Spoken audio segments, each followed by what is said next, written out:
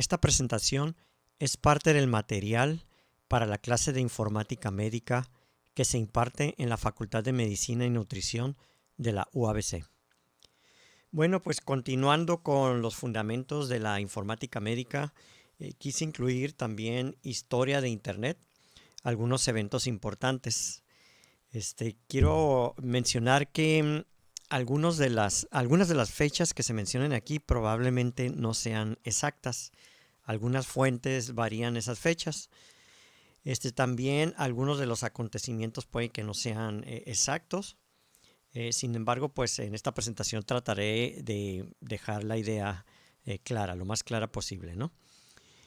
Y, y pues Internet, bueno, yo veo muy importante que hablemos de la historia, porque digamos que en los años 90 tener Internet era todo un lujo. No era tan necesario como lo es ahorita. Ahorita ya es como la luz eléctrica, ¿no? Ya no podemos realizar la mayoría de las funciones si no contamos con este servicio. Hace algunos pocos años, al decir poco me refiero a unos 30 años, lo veíamos como, pues como que era algo extra en nuestras vidas. Era solamente para personas que tenían mucho conocimiento, que tenían el poder adquisitivo para contar con conexión a Internet y hoy pues se requiere para todo, ¿no? Y bueno, comenzaría con la pregunta, ¿por qué conocer de la historia de Internet? Una de las respuestas sería, bueno, Internet transformó la comunicación científica. Durante siglos, el conocimiento científico, incluyendo pues la ciencia médica, se difundía lentamente a través de cartas, libros impresos, se llevaban a cabo congresos presenciales, etc. Hoy un artículo científico puede publicarse en línea y estar disponible en cuestión de minutos para científicos, así como médicos, ¿no? En todo el mundo. Entonces, Internet permitió la publicación digital inmediata de esta información, del conocimiento, la colaboración internacional en tiempo real. En el caso de la medicina, pues la colaboración de lo que va surgiendo, las novedades en cuanto a conocimiento médico. Acceso simultáneo a investigaciones desde cualquier país. Gracias a Internet, la medicina pasó a ser de colaboración local a hacer una colaboración a nivel global. Internet pues también nos brindó las bases para la telemedicina. Pero me permiten un poquito aquí. Okay. Antes de la consulta médica se dependía completamente de la presencia física. Hoy gracias a Internet se pueden realizar consultas a distancia, se puede monitorear pacientes crónicos desde casa por medio de dispositivos, ¿no? que se le ponen al paciente. También se pueden transmitir estudios en tiempo real. Se hacen interconsultas entre especialistas en diferentes ciudades o desde diferentes ciudades para pues analizar un caso clínico, discutir sobre un caso clínico y llegar a un tratamiento, ¿no? A una decisión. También la telemedicina pues no existiría sin las redes digitales estables. Ahora yo les haría ahorita una pregunta, ¿no? ¿Cuántos de ustedes han tenido alguna consulta médica en línea? O incluso que hayan consultado información, que también puede ser algo peligroso, ¿no? Ya ven que hoy en día hacerle preguntas a algún sitio de internet, rápidamente nos aparece información como que todo es cáncer, ¿no? Bueno, a mí me ha pasado eso.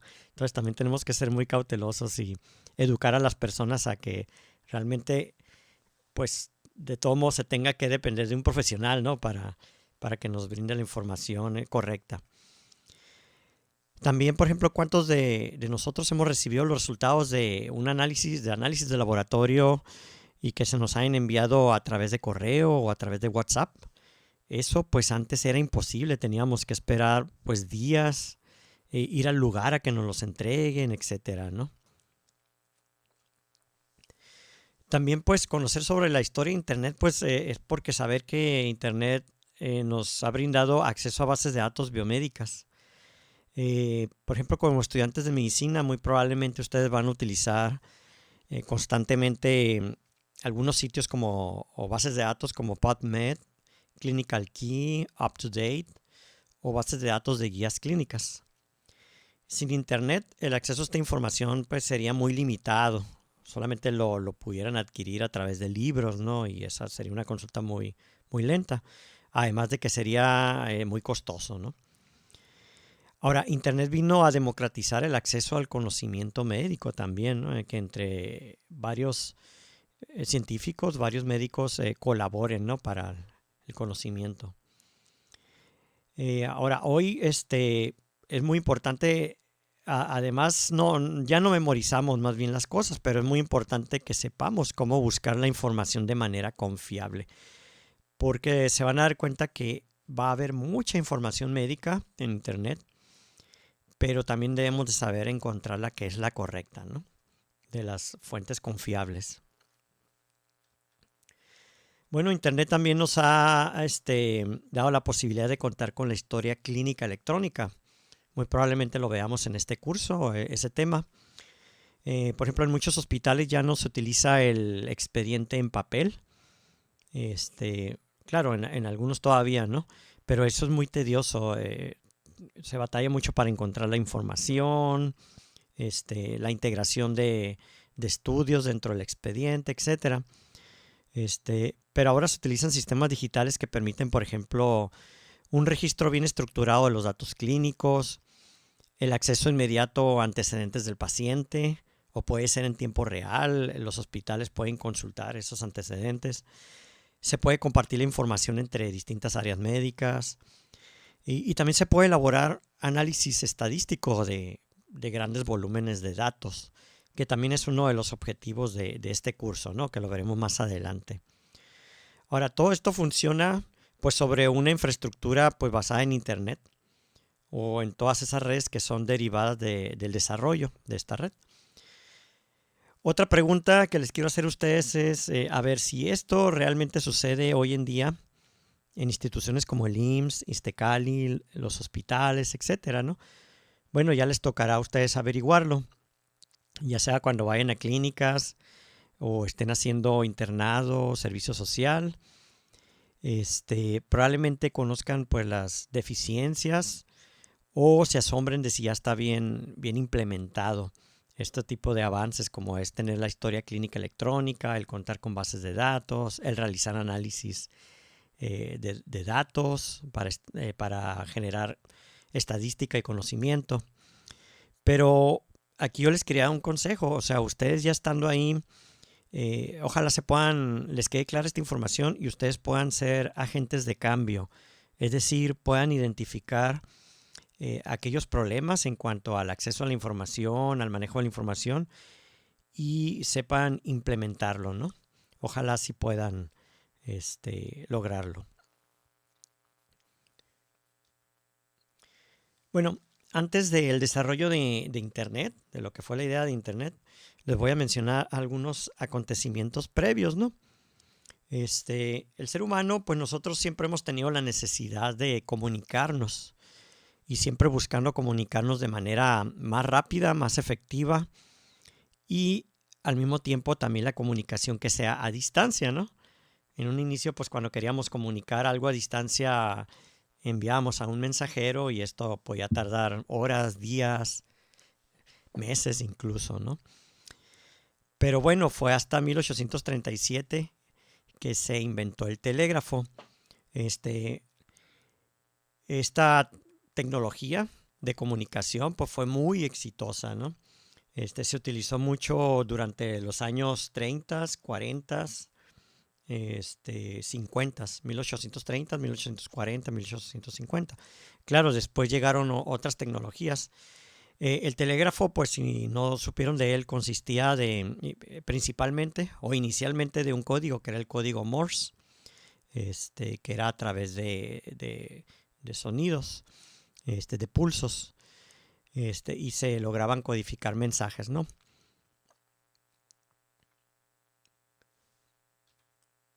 Aquí tenemos una imagen de una operadora de este dispositivo que se manejaba a través de un, era como un, ¿cómo se le llama? Como un teclado o con una llave que se presionaba y para generar la clave Morse, los pulsos.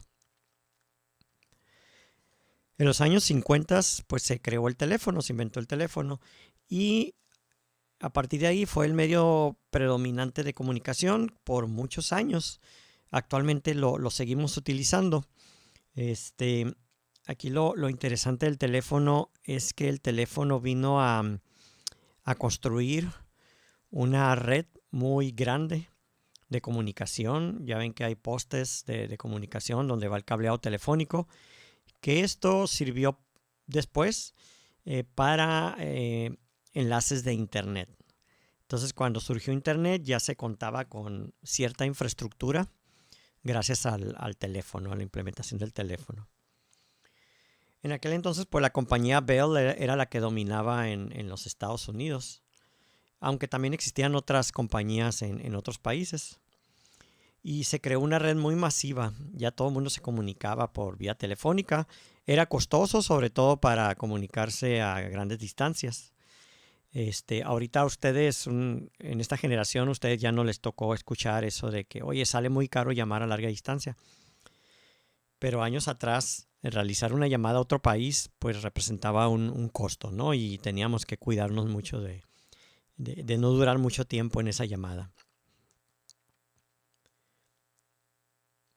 Esta red telefónica pues fue creciendo en usuarios hasta convertirse pues en una red muy masiva, ¿no? Bueno, posteriormente vinieron otras tecnologías como el radio. Sin embargo, el radio y la televisión ofrecían un medio de comunicación que se le denomina en inglés broadcast, que significa que surge de un punto hacia muchos usuarios, ¿no? Hacia muchos escuchas o mucha gente que ve, en este caso, la televisión, ¿no? Pero al revés no se realiza de esa forma.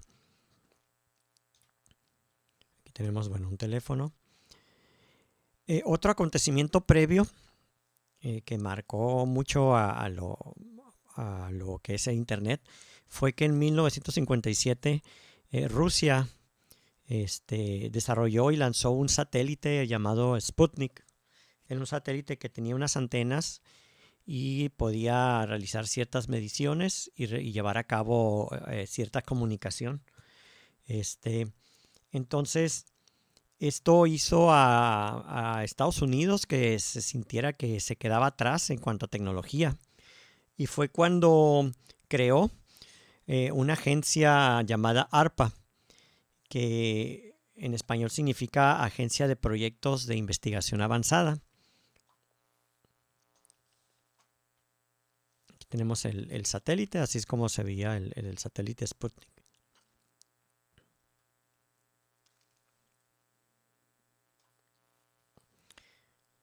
¿Qué más tenemos? Bueno, este ingeniero es uno de los pioneros de Internet, Paul Baran, o Baran, no sé, dependiendo del país donde se pronuncie. Era un ingeniero de la Universidad Drexel y de la UCLA. Y en 1959 se unió a la organización RAND como investigador. Bueno, les voy a dar un antecedente de esa organización. La organización RAND es una organización que fue creada en 1946 con el propósito de retener o de juntar a científicos, matemáticos e ingenieros que ayudaron principalmente a ganar la Segunda Guerra Mundial. Era como para crear un centro de ciencia, o lo que se conoce como un think tank. Ya en 1948 se hizo una organización sin fines de lucro. Y esta organización, la RAND, se comprometió a promover la ciencia, a promover la educación, también a promover que las organizaciones brindaran caridad y sobre todo para brindar seguridad a los Estados Unidos. Hoy en día pues es una organización muy influyente en cuanto a defensa, salud y educación. Se sabe que en 1900, al inicio de los años 60 existía una confrontación entre latente, ¿no? Entre Estados Unidos y Rusia, existía mucho el temor de una guerra nuclear. Las autoridades estadounidenses se preguntaban si se pudiera crear una red segura que pudiera seguir operando en caso de ataques. Fíjense, de aquí es donde nace pues Internet, ¿no? Porque ya existía la necesidad de contar con una red de comunicación para compartir información científica, información militar, etcétera, pero que fuera muy segura, porque se temía a que si en algún punto intermedio de comunicación se interrumpiera debido a algún bombardeo, algún ataque, pues iban a estar en desventaja, ¿no? Por no poderse comunicar. Entonces este investigador Paul Barron, ofreció una solución. Él diseñó más bien una red de comunicación que fuera robusta por medio de la redundancia. Este término es muy importante. En informática lo utilizamos mucho para referirnos a cuando se instalan equipos, distintos equipos que son iguales, con el objetivo de que si uno falla, el otro entra en operación. Esto es la redundancia, y así nos ofrece la seguridad de que siempre va a estar operando, de que no se va a caer el sistema, no se va a caer la comunicación, como decimos, ¿no? Ahora, la idea de este ingeniero, de este científico, era pues fragmentar el mensaje que se enviara, fragmentarlo, y enviarlo a una red de puntos conectados para que encontraran estos fragmentos su propio camino. Es decir, si una parte de la red se destruía, los fragmentos simplemente seguían a otro punto y continuaban. O sea, seguían por puntos alternos, ¿no?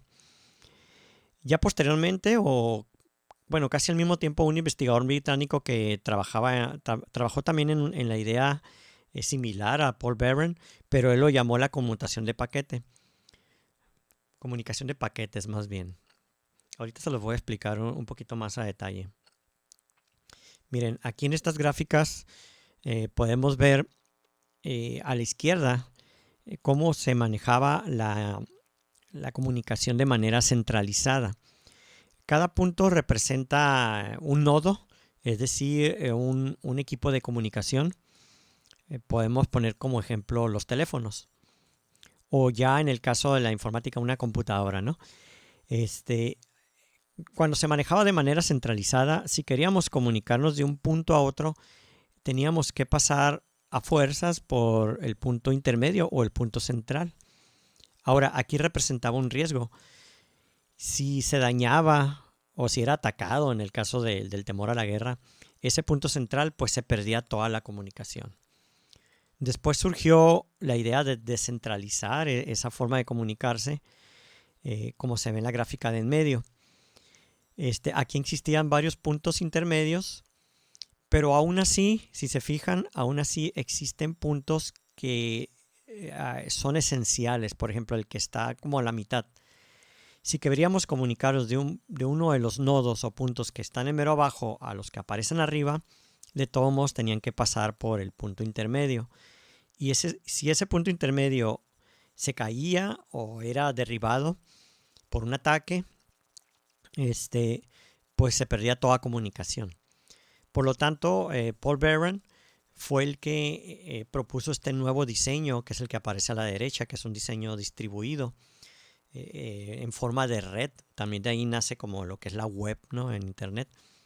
De esta forma, en instalar muchos puntos, pero interconectados entre sí, lo más posiblemente interconectados, de tal forma que si llega a fallar uno de los puntos por los que circula la información, pues simplemente se enruta, que es un término que usamos en informática, se enruta hacia otro de los puntos siguiendo su destino, ¿no?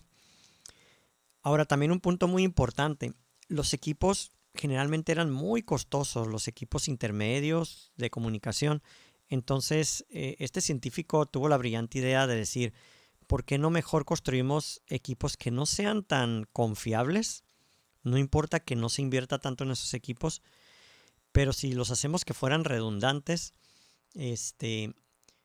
pues si llegan a fallar, de todos modos vamos a contar con muchos. Y es como hoy se utiliza Internet. O sea, hoy en día Internet nosotros no nos damos cuenta, pero cuando mandamos más bien un mensaje o nos comunicamos, pues puede que en ese momento falle la comunicación intermedia, pero no nos damos cuenta porque se van por otros lados, se enruta hacia otras partes. Y muchos de esos equipos no son equipos muy robustos. Son equipos desechables o son equipos que los tienen que estar cambiando constantemente, actualizando. Así es como sucede hoy en día con los enrutadores, ¿no?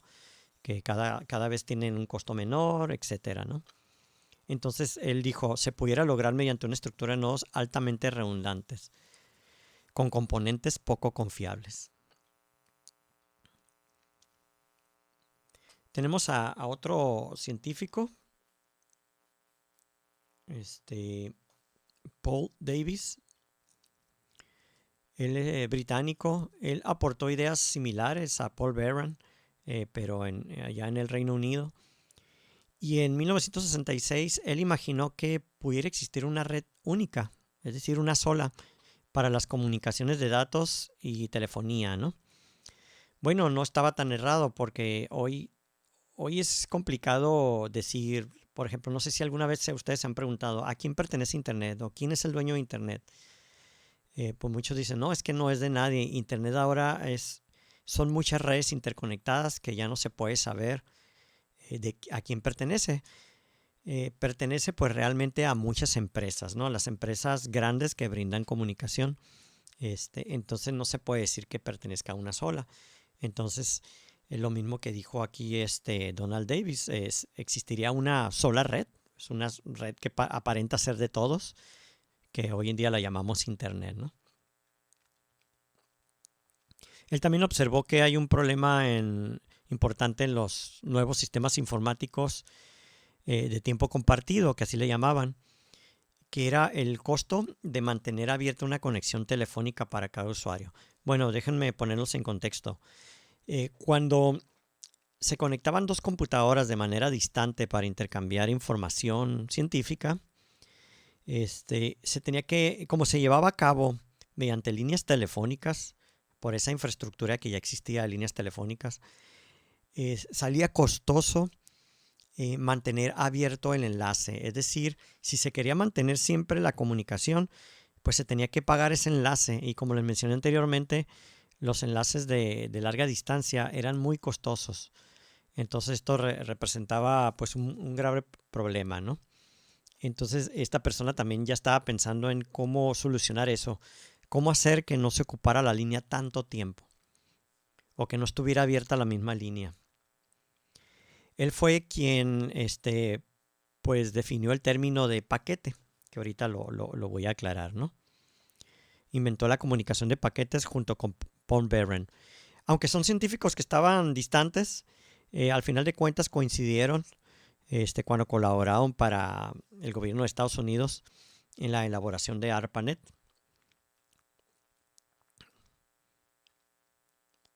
Lo más que él, bueno, fue un dato que encontré ahí muy importante, ¿no?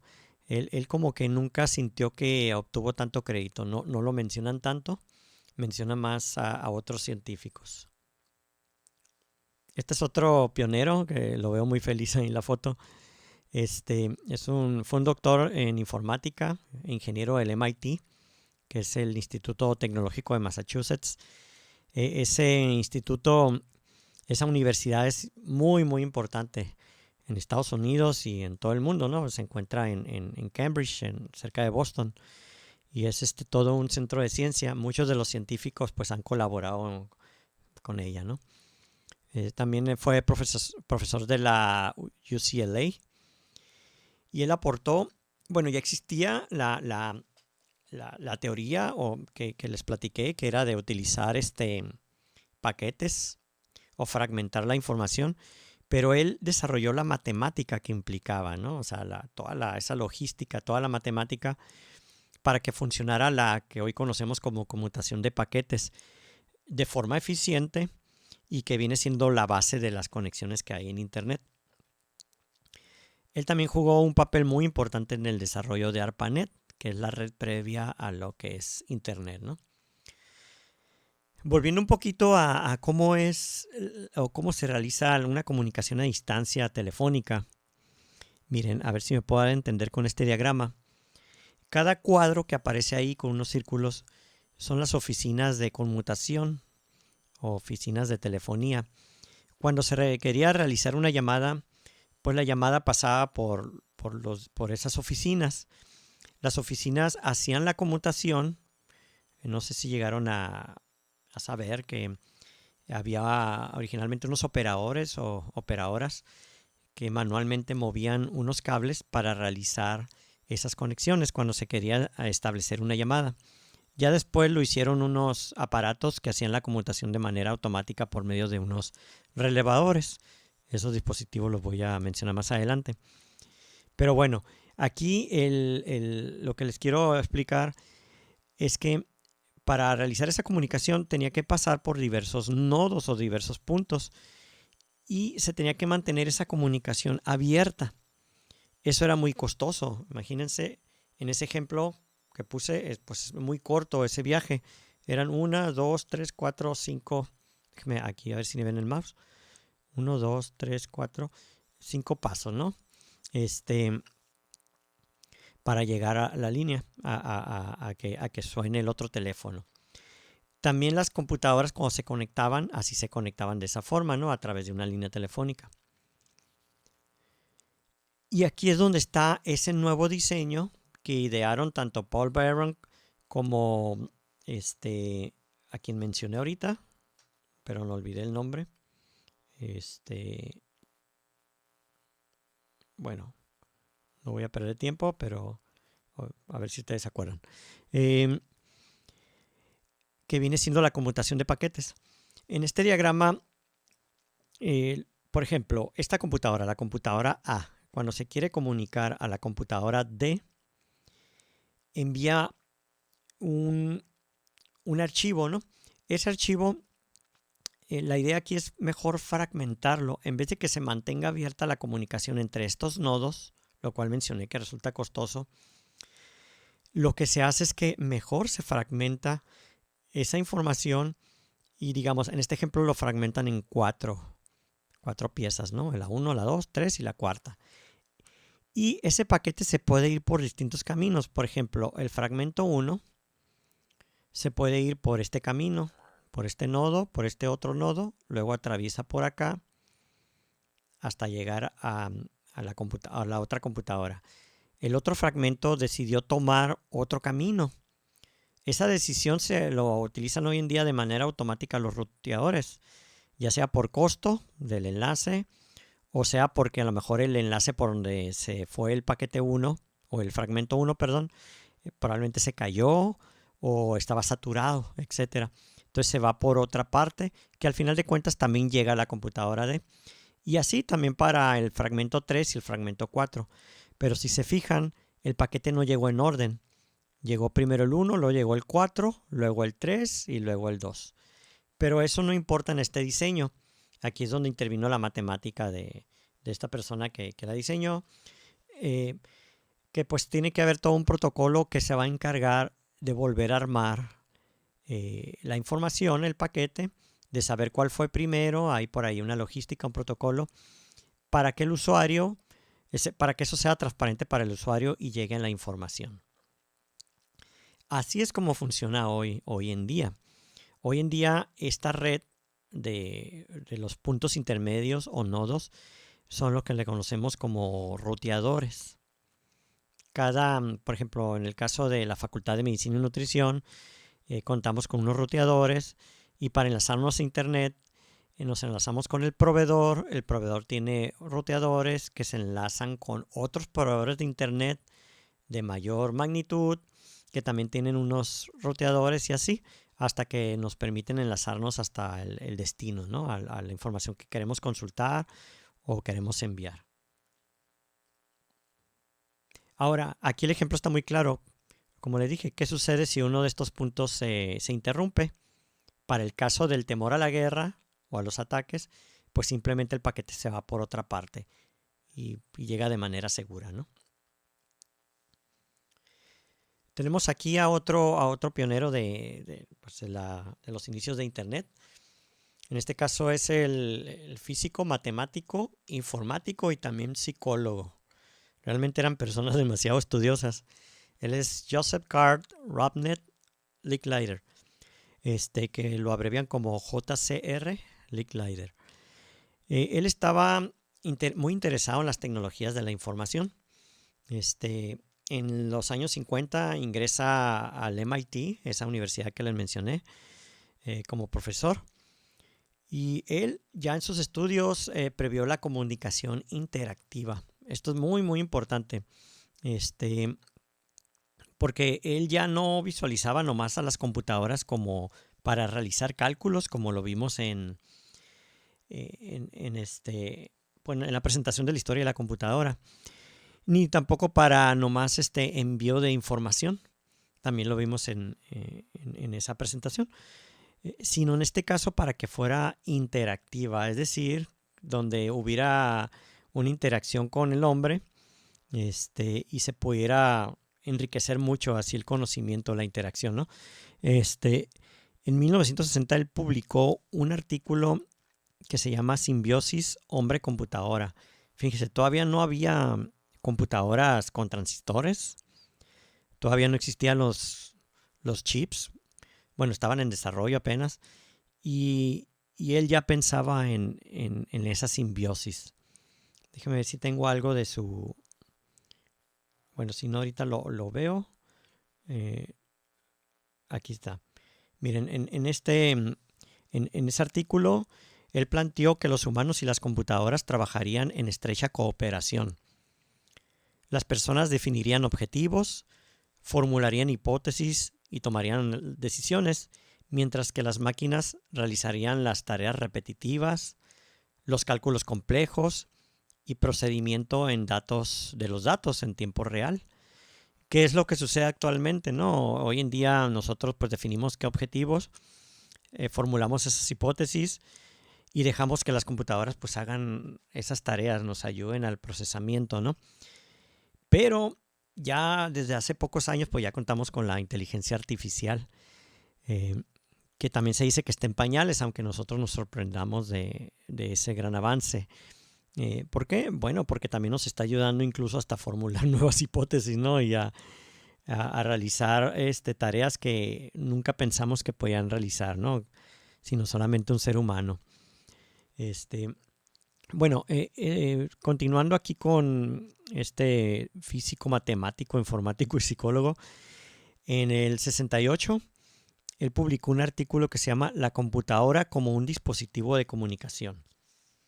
En este artículo, él amplió su visión al proponer que las computadoras permitirían una nueva forma de comunicación interactiva entre personas, donde los usuarios podrían compartir información, modelos y procesos de manera colaborativa.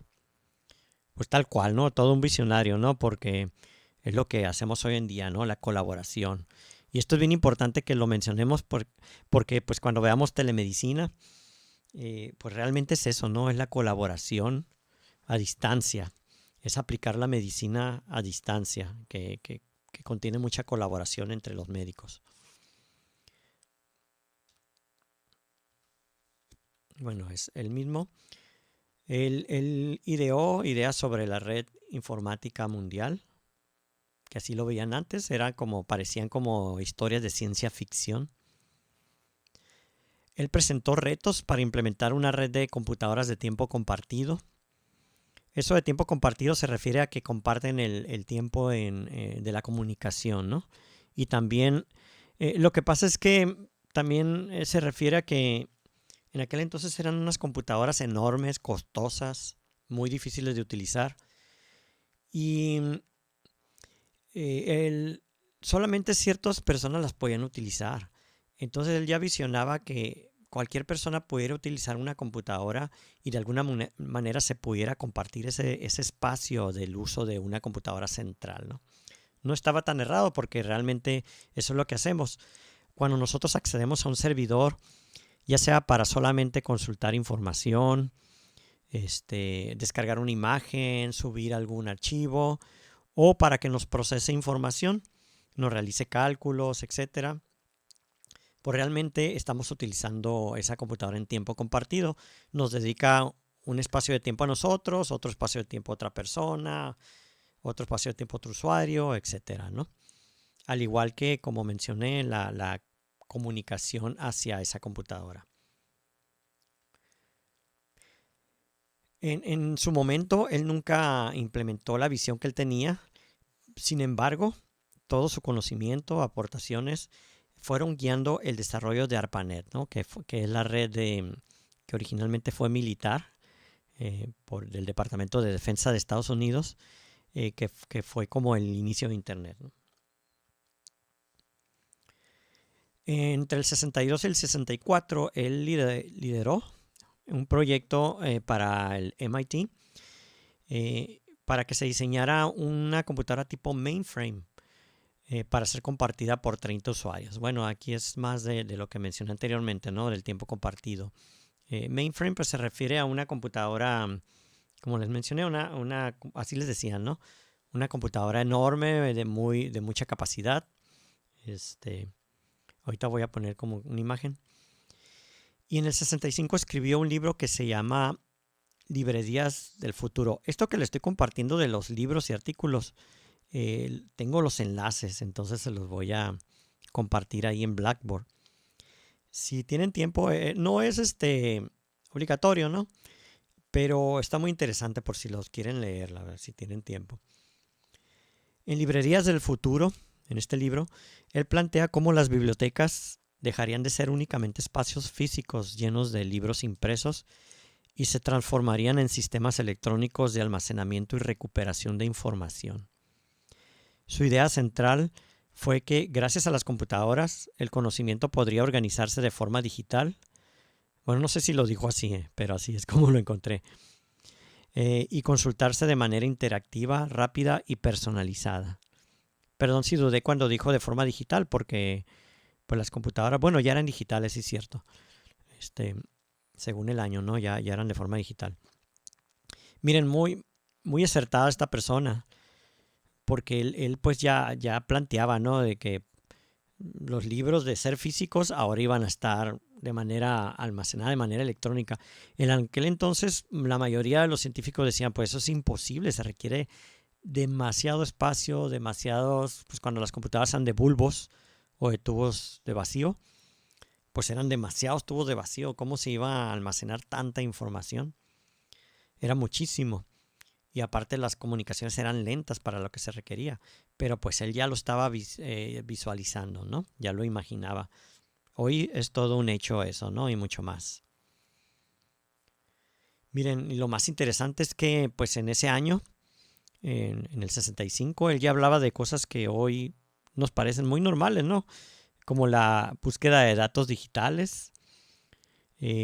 Cuando hacemos una búsqueda por palabras clave, las redes que nos permiten conectarnos con muchos centros de información, compartir documentos, trabajarlos en tiempo real, etc.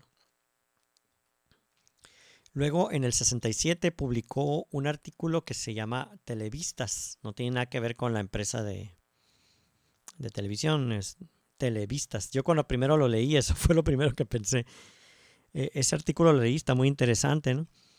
Aquí en este artículo, Licklider analiza el futuro de la televisión educativa y propone transformarla en un medio pasivo, de difusión masiva a un sistema interactivo, selectivo y personalizado. O sea, qué interesante su visión. Él imaginaba la televisión como muy activa, que nosotros íbamos a utilizar la televisión no nomás para recibir la información, sino que nosotros también de alguna forma podíamos enviar a través de la televisión. Claro, no fue así, pero pues fue lo que hoy en día es Internet, ¿no? Por medio de la computadora.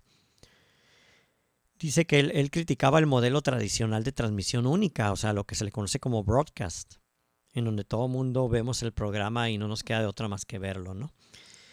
En el que todos reciben el mismo contenido, y él plantea que el verdadero potencial educativo radica en permitir que los usuarios elijan, modifiquen y participen activamente en los contenidos. ¿Qué les parece, no? Hoy en día es así. Él introduce la idea de sistemas capaces de ofrecer múltiples opciones simultáneas, almacenamiento de programas y mecanismos de retroalimentación que conviertan la televisión en una herramienta dinámica de aprendizaje.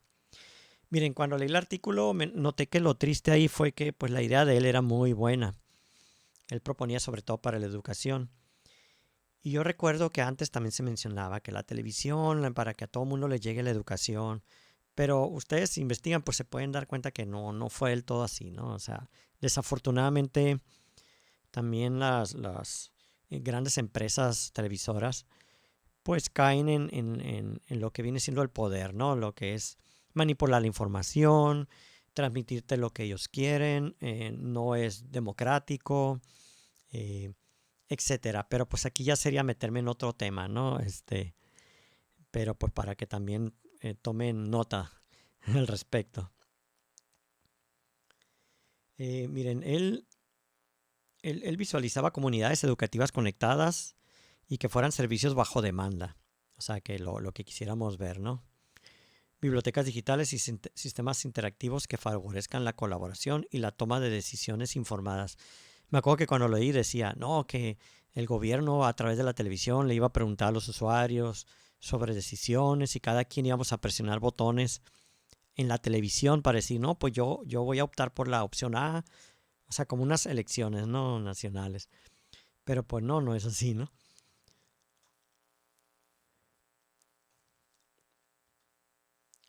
Bueno, aquí la imagen de, bueno, así nomás en diagrama, ¿no? De lo que es una mainframe, una computadora central y las otras computadoras. Esta idea se ha ido perdiendo un poco, ¿no?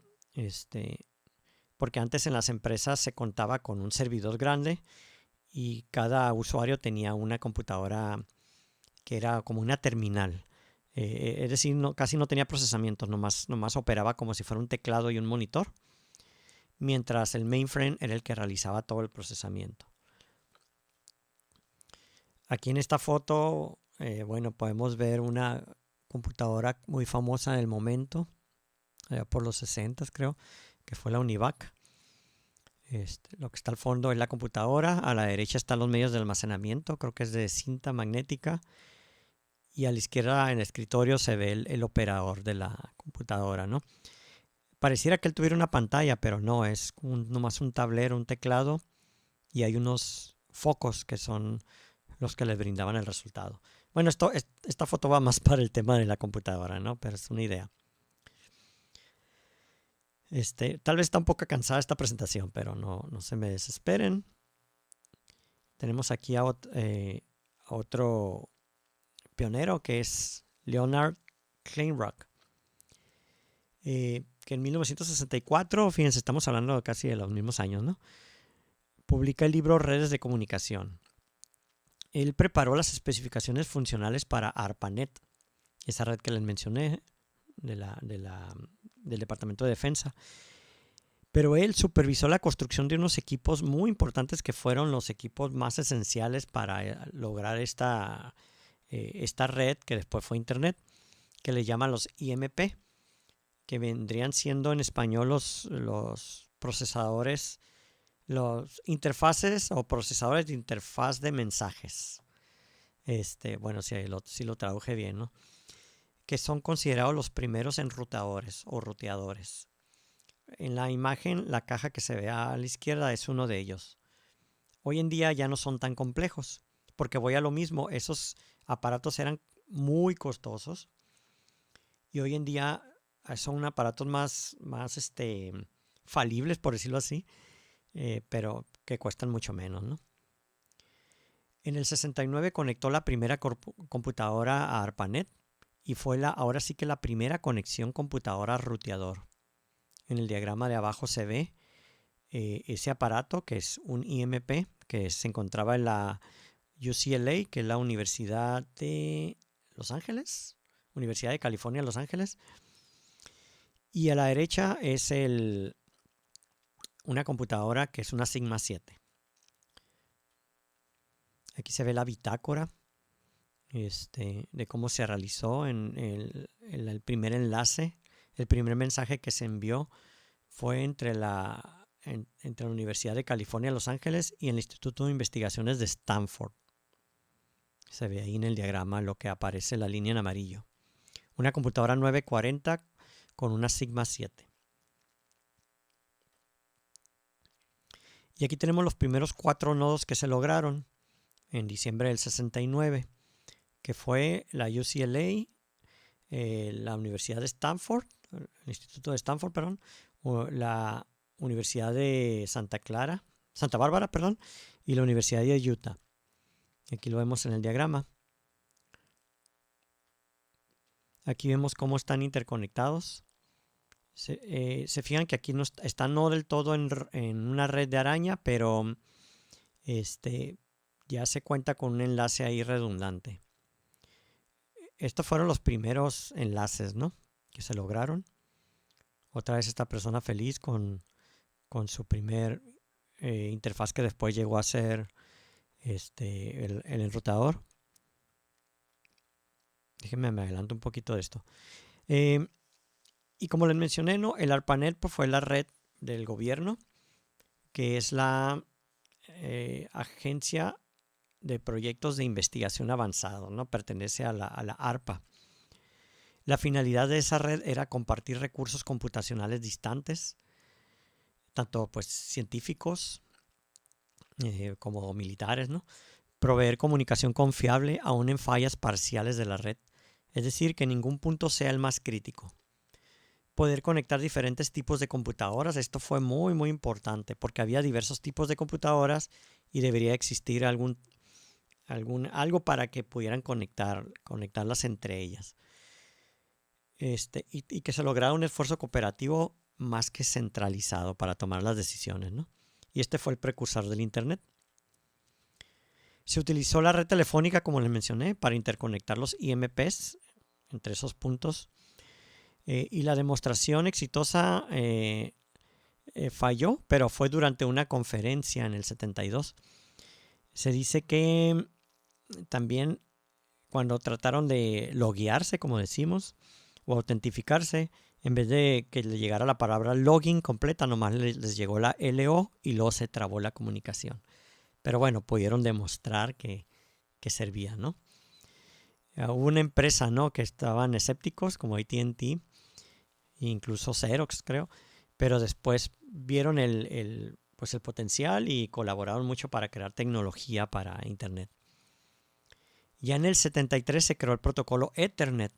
No sé si han escuchado que no, es que conecté un cable Ethernet o mi computadora tiene un puerto Ethernet. Pues es el mismo protocolo, nomás que claro, con muchos avances, ¿no?, hoy en día. Ahora aquí viene la pregunta, ¿es mito o realidad si realmente ARPANET, la red del gobierno de los Estados Unidos, se diseñó para soportar ataques nucleares? Algunas fuentes dicen que no es cierto, pero la mayoría dicen que sí. Entonces, pues no se puede decir exactamente cuál fue el origen.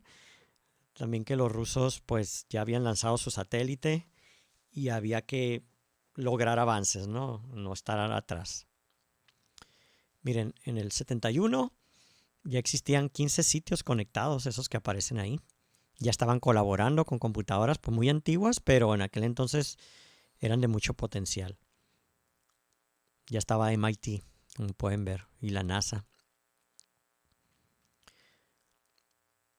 Vamos viendo el progreso de los nodos. Ya para el 75 ya había 57 nodos conectados, o sea, digamos que computadoras, enrutadores. Ya en el 83 se comienza a utilizar un protocolo que se le llama TCP/IP, que es el que se sigue utilizando hoy en día para conectar las computadoras. Bueno, esta es una animación de cómo fueron creciendo la cantidad de nodos conectados. Ahora, cabe mencionar aquí que Internet comenzó pues con fines militares y científicos. Yo digo que principalmente militares, ¿no? Posteriormente, como toda tecnología militar, ¿no?, posteriormente se liberó o se abrió para lo comercial, por todo ese potencial, y en donde ya empezaron a colaborar empresas grandes de comunicación, sobre todo, y pues ya fue un boom por allá en los años 90, ¿no? El boom de los .com, de las páginas de internet, cómo fue evolucionando. Todos esos avances ya no los voy a mencionar aquí porque yo creo que ya nos llevaría mucho tiempo. Pero ahorita pues en esta presentación quise mencionar qué fue lo que lo inspiró, quiénes colaboraron, etcétera, ¿no? Supuestamente este es un mapa del 2007, pero a mí se me figura que es de antes porque ya había muchísimos nodos conectados. Ahorita ya se pintaría totalmente, en este caso de negro, ¿no? El mapa. ¿Y cómo fue el crecimiento exponencial? Desde los años 80 con poquitos nodos, antes de los 80 más bien, ya para el 2009, 2010 ya eran pues millones. Algunos servicios que fueron creciendo gracias a esto. De ARPANET pasó a ser la red Ethernet, bueno, se desarrolló en Ethernet y después el www y ya lo que conocemos como Internet. Y muchas grandes empresas que aparecen ahí mismo, ¿no? A través de los años. Ya empezaron después las redes sociales, por allá los años 2000.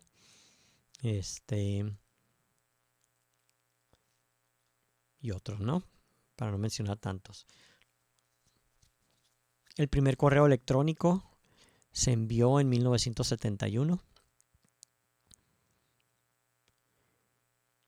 Pero ya después del 2020 es cuando ya comienza la inteligencia artificial ya en el ámbito médico, que es lo que nos interesa. Pero por allá por el 2010 pues ya se empleaba la telemedicina. A lo mejor les voy a encargar que investiguen sobre IoT, el Internet de las Cosas, un tema muy muy interesante. Bueno, esta es la persona que mandó el primer correo electrónico. Una anécdota, dicen que utilizó el arroba para distinguir entre el usuario y el servidor, porque antes los mensajes se enviaban usando el mismo servidor. Pero cuando ya se conectaban varios servidores, había que hacer distinción a qué servidor te estabas refiriendo. Entonces, para separar el nombre del servidor con el usuario, esta persona pues dijo, bueno, voy a usar la arroba, ¿no? Que significa como o sea, como usuario hacia tal servidor. Y hasta la fecha lo utilizamos. Y aquí pues no hay otros servicios que están de más. Y bueno, cierro esta presentación preguntándoles por una reflexión, ¿no? De qué pasa cuando no hay internet. Esto es lo que nos trauma, esto es lo que nos pone de malas. Quítenle una tablet a un niño hoy en día y se pone histérico o que no tiene internet.